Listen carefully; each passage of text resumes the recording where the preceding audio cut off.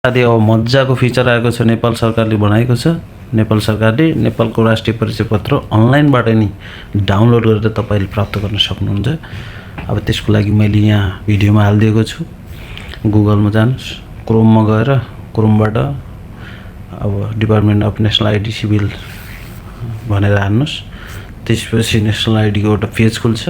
यही पेज अनुसार तपाईँको नाम, ठेगाना, नाम भर्नुहोस् पहिला। अब त्यही अनुसार आफ्नो जन्ममिति माग्छ। अब मैले यहाँ यसरी भरेको छु, अनि नेपालीबाट इङ्ग्लिसबाट त्यसपछि जन्ममिति र डेट अफ बर्थ हालिसकेपछि अनि तपाईँले चाहिँ यो कोडहरू दिन्छ, कोड हानिसकेपछि धेरै टाइम लाग्दैन, एकैछिनमा खुलिहाल्छ।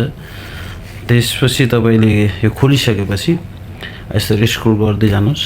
स्क्रोल गर्दै गएपछि यस्तो पेज आउँछ। यो पेज आएपछि एकछिन वेट गर्नुहोस्। एकछिन वेट गरिसकेपछि तपाईँको लास्टमा तपाईँको आइडीमा जाने अब देखाउँदैछ। टाइम लगाएको छ थोरै, यदि टाइम धेरै लाग्दैन, लगभग 20 देखि 30 सेकेन्ड, 45 सेकेन्ड यस्तो लगाउँछ। आइसक्यो। यसरी ठ्याक्क आउँछ। आएपछि डाउनलोड गर्ने भनेर त्यहाँ लेखिदिइसकेको छ। डाउनलोड कार्डमा डाउनलोड गऱ्यो अनि डाउनलोड भइसक्छ। यसरी डाउनलोड गरेर तपाईँले पनि नेपाल सरकारले ल्याएको यो सुविधालाई प्रयोग गर्न सक्नुहुन्छ। यो चाहिँ एकदम सजिलो तरिकाले चाहिँ राम्रो पनि हो। हामी विदेशहरूबाटलाई पनि झन् राम्रो भयो। हामीले अब यहीँबाट यसरी नेपालको राष्ट्रिय परिचय पत्र डाउनलोड गरेर आफ्नो पिडिएफमा राख्न सकिने रहेछ।